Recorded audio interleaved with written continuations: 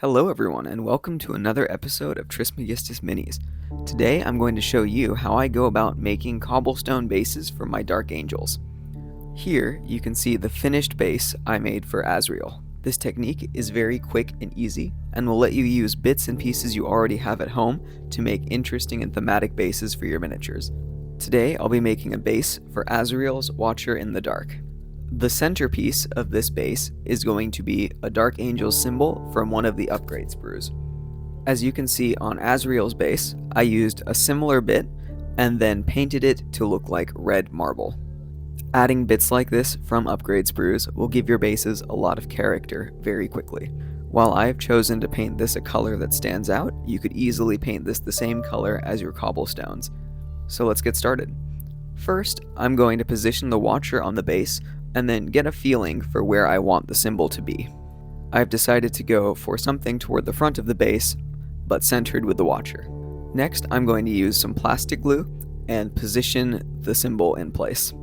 You can use any plastic cement you'd like for this. I'm using Tamiya standard plastic cement.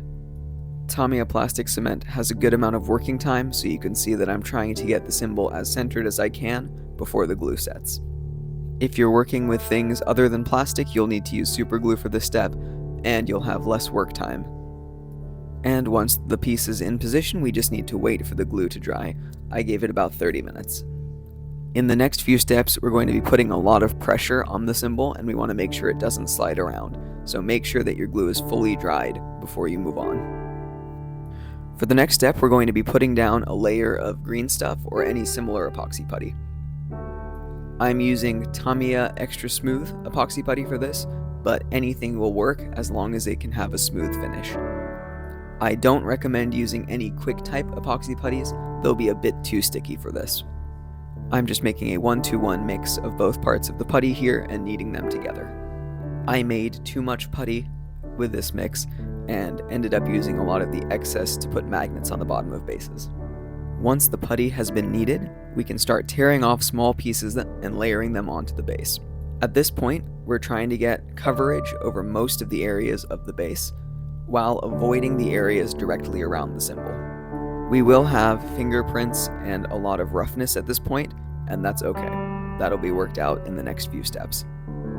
Once we have a good layer of green stuff down, we're going to use anything round. In this case, I'm using a clay sculpting tool, and we're going to use the height of the plastic bit as our reference as we smooth out the putty around it. By using the plastic piece as a guide for our height, we make sure that we have a smooth floor when the base is finished. You can see that I'm using the plastic piece as the center and rolling away from it.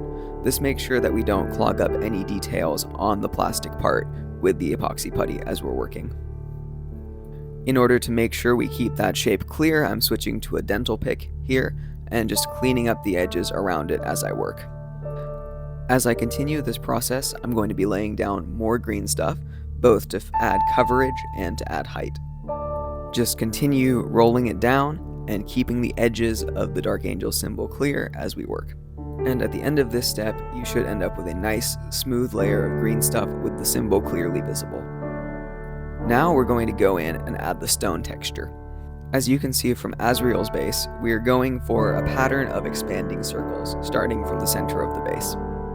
The very center is going to be covered by the model that's sitting on the base, so we don't need to be especially clean with the point where the lines meet. Using something sharp like a dental pick, I'm going to start by mapping out a cross pattern going through the middle of the base. If you don't have a dental pick, you could easily use a toothpick or even the back of an X-Acto knife for something like this. You can see that the cross wasn't right where I wanted it to be, so I'm expanding it a little bit. That's okay at this point, that'll all be worked out in future steps. Once I'm reasonably happy with those lines, I'm going to do intersecting lines at the midpoint of each cross, going diagonally. And on the front side of the base, I'll do the same thing, kind of jumping over the tips of the symbol where they intersect. For these bases, I'm picturing the symbol and the stone being made of different materials. Because it will be made out of marble at the end, a smooth finish is totally fine. If you wanted your symbol to blend in more with the final stone texture work, I'd suggest taking an X-Acto knife and cutting some chips out of all of the edges. You could also use extra thin plastic cement on the surface and then texture it with a rock later on if you wanted to.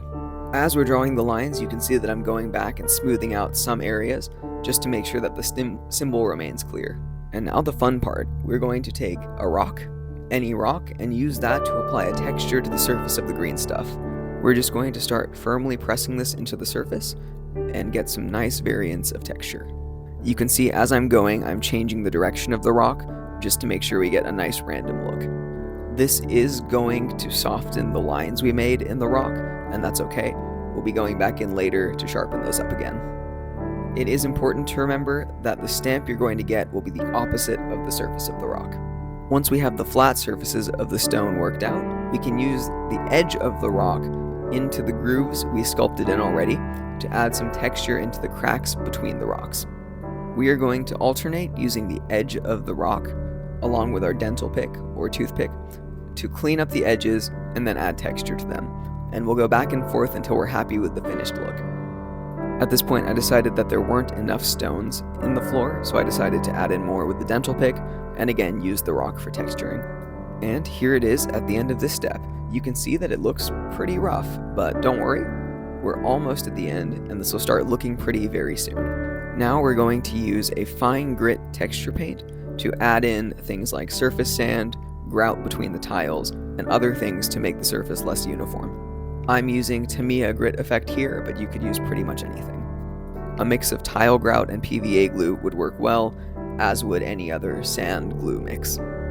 Before I started this step, I gave the green stuff a good amount of time to cure, I think about 3 or 4 hours while I went and did other things. Green stuff won't shrink as it cures, but it is important to make sure the brushwork doesn't change the surface texture from the rocks.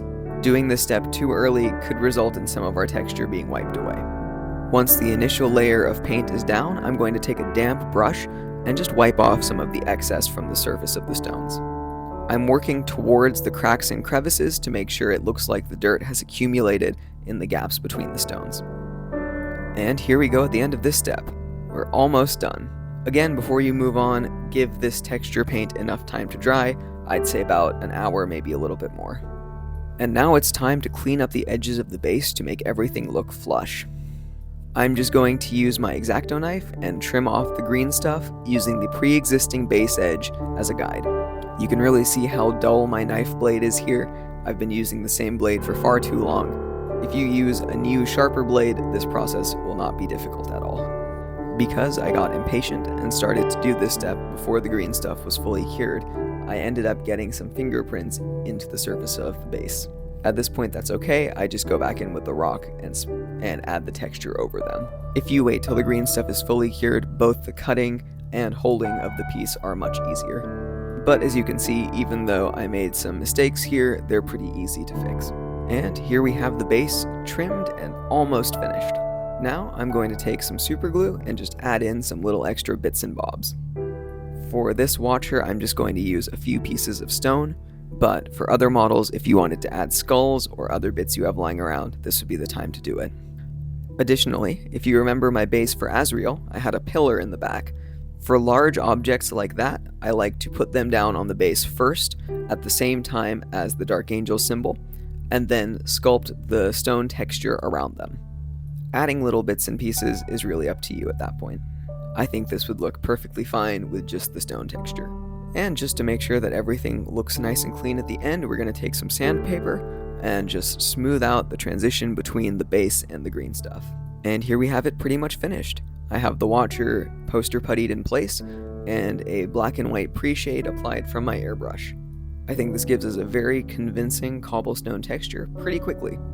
I hope to be making a video soon showing how I do the coloration on this stone, similar to how I have it in Azrael's base here. This green stuff method is pretty fast, with most of the time being spent waiting for things to dry. I'm only doing one base here, but I think if you were doing these in batches, the process would be pretty smooth and easy to do.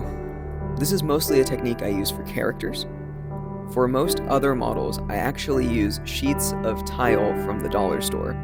These plastic tile texture sheets can be glued onto the base and then cut to match the base shape, and after that just follow the same process of applying texture paint into the gaps. You can see how that finished product looks on these two watchers, as well as what the tile sheet looks like before it's cut onto the base. And there you have it, the finished watcher and the finished base. This is a pretty easy process, and there's really not a whole lot that can go wrong, so I hope you give it a try. If you watched to the end and found this useful, please let me know. This has been Trismegistus Minis. Thanks again for watching.